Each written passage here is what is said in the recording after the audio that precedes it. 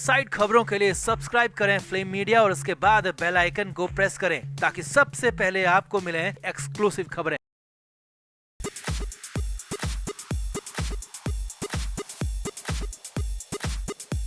समर सिंह की पुलिस की रिमांड पूरी होते ही कोर्ट में पेश किया गया। अब समर सिंह को कोर्ट से बड़ी उम्मीद थी। समर सिंह को लग रहा था कि उसे कोर्ट से सभी झंझटों से मुक्ति मिल जाएगी, क्योंकि समर सिंह के हिसाब से कोई सबूत उसके खिलाफ है ही नहीं। मगर इसी बीच पुलिस के हाथ जो समर सिंह का मोबाइल लगा है वो समर सिंह के खिलाफ सबसे बड़ा सबूत बन चुका है। पहले तो मोबाइल से पता चला कि 25 तारीख की रात को समर सिंह की आकांक्षा से एक बार नहीं बल्कि 2 बार बातें हुई थी। और अब कोर्ट में जो भी पुलिस ने खुलासा किया है वो तो और भी ज्यादा हैरानी भरा है। पुलिस ने कोर्ट में बताया कि समर सिंह 25 की रात और 26 की दोपहर तक गोरखपुर में नहीं बल्कि सारनाथ में ही था। अब पुलिस के मुंह से ये बात सुनकर, ये सच सुनकर समर सिंह थर थर कांपने लग गया और कोर्ट से बाहर आने के बाद तो भयंकर ड्रामा कर दिया। तो आकांक्षा केस से जुड़ी आज की बड़ी अपडेट आपको बताते हैं। आप भी वीडियो को शेयर करें और समर के एक एक झूठ के हो रहे पर्दाफाश पर अपनी राय कमेंट बॉक्स में जरूर दें।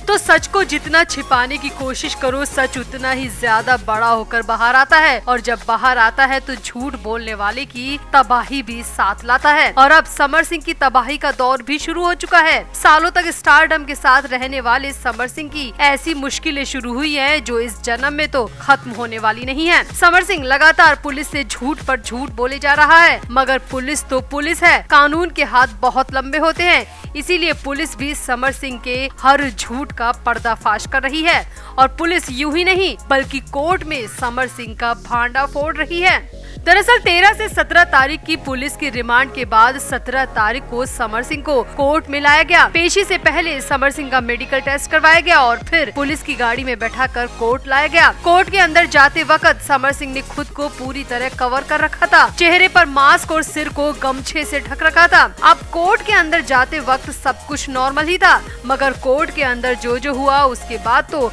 समर सिंह ने तमाशा शुरू कर दिया। अब समर सिंह को उम्मीद थी कि कोर्ट उसे रियायत देगी, कोई राहत की खबर देगी, मगर कोर्ट में ऐसा कुछ भी नहीं हुआ। बल्कि पुलिस ने कोर्ट में जो बताया उसके बाद तो समर सिंह की मुश्किलें 4 गुनी बढ़ गई हैं। दरअसल हमने आपको बताया था कि पुलिस ने समर सिंह का मोबाइल बरामद कर लिया है। अब उस मोबाइल से कई बातें निकलकर सामने आई हैं, जो कि समर सिंह के खिलाफ जा रही हैं। पहले तो समर सिंह ने पुलिस को बताया था कि 25 की रात को आकांक्षा से उसकी सिर्फ एक बार बात हुई थी और बहुत ज्यादा शोर होने की वजह से बात हो ही नहीं पाई थी। मगर फोन की डिटेल में साफ साफ मौजूद है कि आकांक्षा और समर की उस रात लंबी बातें हुई थी और एक बार नहीं बल्कि 2 बार बातें हुई थी।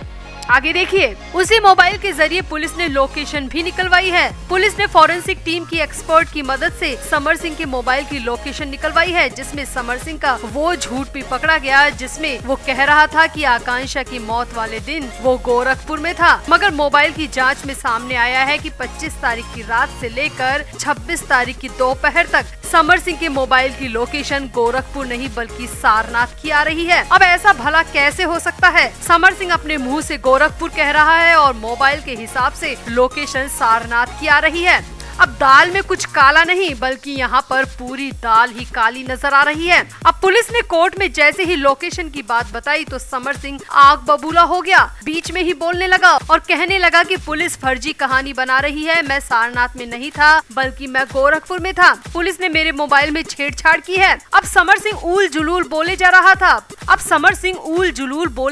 था। पुलिस के खिलाफ बोले जा रहा था। तो कोर्ट में मौजूद जज ने समर सिंह को पहले तो फटकार लगाई और फिर कहा कि उन्हें बोलने का जब मौका दिया जाएगा तभी वो अपनी बात रखे, यूं कोर्ट का कीमती वक्त जाया न करें।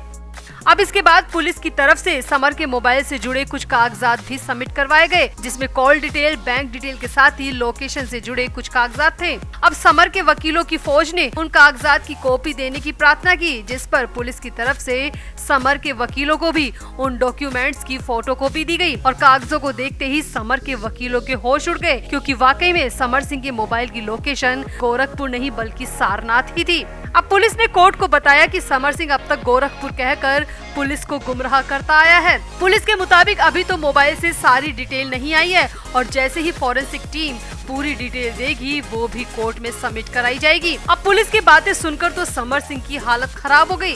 समर सिंह कोर्ट में थर-थर कांपने लगा और जब कोर्ट से बाहर समर सिंह को लाया गया तो समर सिंह बेहद गुस्से में दिखा। अपने वकीलों पर समर सिंह काफी देर तक बड़बड़ाता रहा, अपने वकीलों पर चिल्लाता नजर आया। हालांकि इसके थोड़ी देर बाद में पुलिस की टीम आई और समर सिंह को अपनी गाड़ी में बैठा कर ले गई। अब समर सिंह को पता चल गया है कि मोबाइल के मिलने के बाद उसके कई राज पर्दाफाश हो जाएंगे और पुलिस कोर्ट में बेहद आसानी से समर सिंह को दोषी साबित कर देगी। मगर वाकई में अगर समर सिंह उस रात सारनाथ में था तो अब तक झूठ क्यों बोल रहा था? क्या वाकई में दाल में कुछ काला नहीं बल्कि पूरी दाल ही काली है? समर सिंह के इस झूठ पर और पुलिस के द्वारा कोर्ट में किए गए इस महाखुलासे पर आप भी अपनी राय कमेंट बॉक्स में जरूर दें और वीडियो को भी शेयर करें। तो चोर कितना भी शातिर हो मगर होता तो वो चोर ही है। दरअसल उसके संस्कार में ही चोरी होती है, उसको परवरिश ही चोरी करने की मिलती है। ऐसे लोग खुद के साथ अपने माँ बाप का नाम भी खराब करते हैं। पैसों के लालच में आकर चोरी पर चोरी किए जाते हैं मगर एक दिन पकड़े जाते हैं और उनका हाल समर सिंह जैसा होता है, संजय सिंह जैसा होता है। तो अब आकांक्षा केस के दोनों आरोपियों को जहाँ होना चाहिए वो वही है, मगर तीसरा आरोपी संदीप सिंह अब भी खुली हवा में सांस ले रहा है। मगर अब ज्यादा दिन तक संदीप सिंह मौज नहीं काट पाएगा क्योंकि सारनाथ थाने से जो खबरें आ रही हैं उसके मुताबिक संदीप सिंह पर जल्द ही शिकंजा कसने की तैयारी है। पुलिस समर सिंह से 2 बार की पूछताछ कर चुकी है। समर सिंह से करीब 30 सवाल और दूसरे आरोपी संजय सिंह से 25 सवाल किए जा चुके हैं और दोनों से हुए सवाल जवाब में कई बार दोनों ने संदीप सिंह का नाम लिया है। अब पुलिस इसीलिए संदीप सिंह को भी अपनी गिरफ्त में लेना चाहती है। हालांकि संदीप सिंह से पुलिस 2 बार पूछताछ कर चुकी है और दोनों ही बार की पूछताछ में संदीप ने खुद को बेकसूर बताया और आकांक्षा की मौत से कोई लेना देना ना होने की बात कही। मगर अब जो खबरें आ रही हैं वो ये है कि संदीप सिंह का हाथ कहीं ना कहीं इस मामले में जरूर है और पुलिस अब संदीप सिंह पर नजरें जमा कर बैठ गई है। दरअसल आपको याद दिला दे कि संदीप सिंह वो ही शख्स है जो कि होटल के सीसीटीवी में आकांक्षा के साथ आखिरी बार नजर आया था। यह साफ शब्दों में कहे तो संदीप सिंह ही वो शख्स है जो आकांक्षा की मौत से पहले उसके साथ था। न सिर्फ होटल में बल्कि आकांक्षा जहां पार्टी करने गई थी वहां भी आकांक्षा के साथ संदीप ने कपल एंट्री ली थी। जी हाँ, जिस क्लब में आकांक्षा पार्टी के लिए गई थी वहाँ कपल ही अलाउड थे और खबरों की माने तो आकांक्षा के साथ संदीप सिंह ने कपल एंट्री ली थी। यानी कि संदीप सिंह ऐसा शख्स है जो आकांक्षा को काफी करीब से जानता था, आकांक्षा को काफी समय से जानता था। आकांक्षा की लाइफ में जो कुछ चल रहा होगा उसकी सारी जानकारी संदीप सिंह को रही होगी। आप सभी देख चुके हैं कि होटल से जो सीसीटीवी फुटेज दी गई उसमें आकांक्षा के साथ संदीप कमरे के अंदर तक जाता दिख रहा है। अब कमरे के बाहर आता या फिर होटल के बाहर आता संदीप सिंह का वीडियो है ही नहीं।